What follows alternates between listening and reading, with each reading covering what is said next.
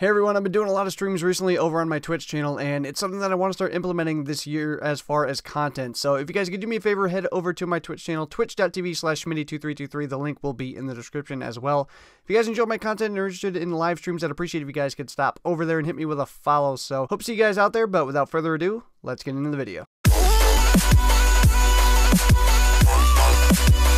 Hey, what's up guys, Schmitty here, welcome back to another video, and today we got probably our second big update to Black Ops 4. As far as like game update that you have to install, we got our brand new patch today that went live along with Nuketown and some other great stuff. And from the looks of it, it has fixed a lot of the stuff in this game that's been broken, that's been frustrating, that a lot of people have wanted to see changed, updated, and fixed. So I thought today I'd go through some of the stuff and talk about it, give my opinions, and as always, feel free to leave your guys' thoughts down below in the comments. As far as stuff only exclusive to PS4, Nuketown was added today as a brand new map. There's a playlist as well to play Nuketown only if you want to do so. In Blackout, the Bowie knife was added, and now zombies will begin to spawn on Nuketown at times as well, similar to how they do in all the other zombies locations around the map. And Blackjack's shop was added. Now it's only on PS4 right now. This is part of the things along with Nuketown that will be coming to Xbox next week. It's the direct purchase market. Right now there's only things like skins, emotes, stickers, tags, that kind of stuff in the game, and they're going to rotate out. But that's about it. Just cosmetic stuff involved right now, and they look like they're pretty decent prices for COD points. Nothing to the extent of a 2,000 V-Buck type spending item. I was really hoping for some really cool weapon variants to be added to this shop, but maybe we'll see that in the future. And while we're on the topic of the cosmetic DLC items in this game,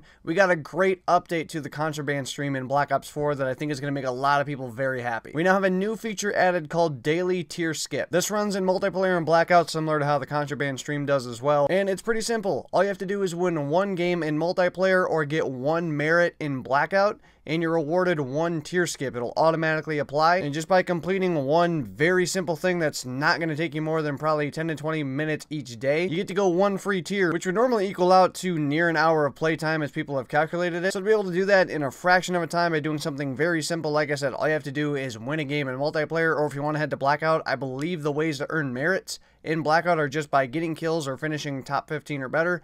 So just hop into Blackout, get a kill or get a win in a multiplayer game mode, and you get one free tier each and every day. It resets every 24 hours at 1 p.m. Eastern Time or 10 a.m. Pacific. So make sure you get all your tiers by then, and you can make a hefty amount of progress each day. Now, one tier doesn't sound like a lot, but as this thing carries on into further seasons, which seem to be like they're going to be about 50 days apiece, that's a quarter of the battle pass just by getting a win or getting a kill in Blackout. Something very simple. So this is going to be a great addition to speed up the progress we're able to make through the battle pass, and hopefully we see more of them very soon as well. As far as the SMGs go, we got another buff to the SMGs, so it looks like all of them except the SOG 9mm got buffs. The SOG didn't get a nerf, it just wasn't changed. They all got their up close, like their minimum shot kill range upgraded. So up close at the range where SMGs should dominate, they should be a lot better now. The Maddox got a slight increase to its recoil on the first couple shots. I've already used the Maddox. I hopped in and tested it out after the update. I don't notice a single difference with it, so don't be too worried about that one if you guys are fans of the Maddox. The Can received a buff to its idle sway and its 4-shot kill range, not by much, nothing too significant there. The Rampart, surprisingly to me, got a buff.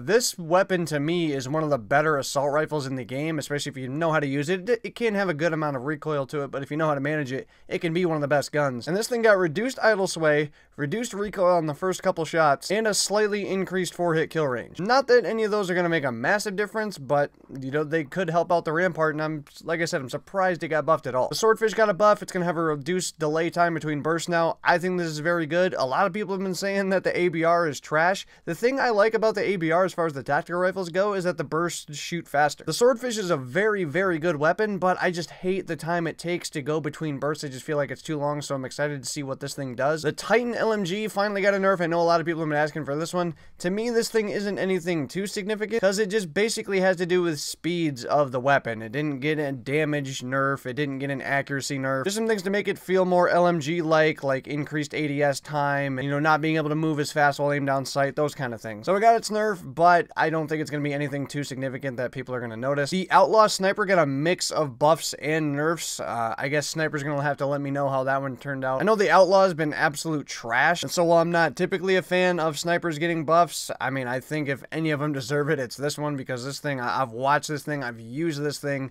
It's not good. The next three things I'm going to talk about are probably the biggest things to me in this update, or some of the biggest, at least as far as buffs and nerfs go. We're going to start here with the strobe light attachment for the SG-12. They have reduced the visual effect that this thing has, and they've reduced the amount of aim assist it takes off by 50%.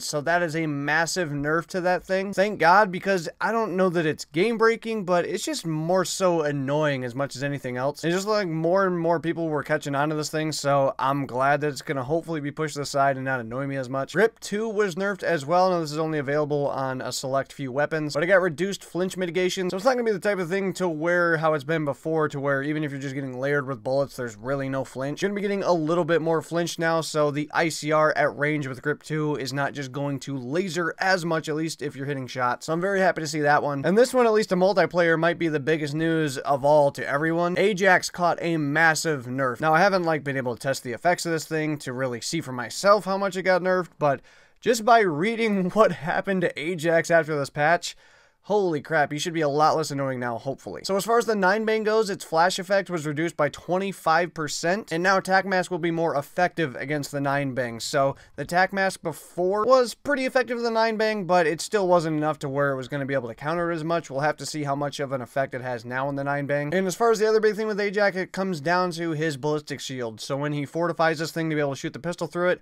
it's going to have a lot bigger hip fire spread now, so the bullets aren't going to be as dead accurate with the hip fire anymore, which is good, because I was getting shot from pretty far away from this thing as of recently, so I'm glad to see that that thing's not going to be as accurate anymore. Prophet's Tempest got a slight accuracy buff. There were some more bugs with Specialist. Going on to perks, Tac Mask now it has increased resistance to the 9-bang, like I said, but as well as the Razor Wire and the Concussion. Blackjacket got increased explosive resistance. From the looks of this, they fixed Cold-Blooded, or at least some of the bugs that was wrong with it. Dead Silence surprisingly got a buff, not in terms of how much it silences, but in some of the things that it does silence. So now when healing, taking fall damage, or swimming, your sounds will be suppressed, so Dead Silence didn't really have an effect on those things anymore. Now it will. And that one applies to both multiplayer and Blackout, so if you guys use Dead Silence and Blackout as well, it will have the same effects. We also got a lot of spawn adjustments to a number of maps in this game, so hopefully that will help out the spawn system, because that's been pretty wild as of recently, so hopefully with some of these adjustments it does get better. So it looks like the maps that got spawn adjustments are Arsenal, Summit, Payload, Gridlock, and Seaside. So if you guys have had problems specifically on those maps, hopefully now they're a lot better. Another really cool thing they added in here that I didn't think would be that big of an effect, maybe I just didn't look at it far enough. They have this new playlist in Black Ops 4 now called Endurance Chaos Mosh Pit. It's a 6v6 mosh pit playlist with doubled score limits. So you have TDM, Domination, Hardpoint, and Kill Confirmed,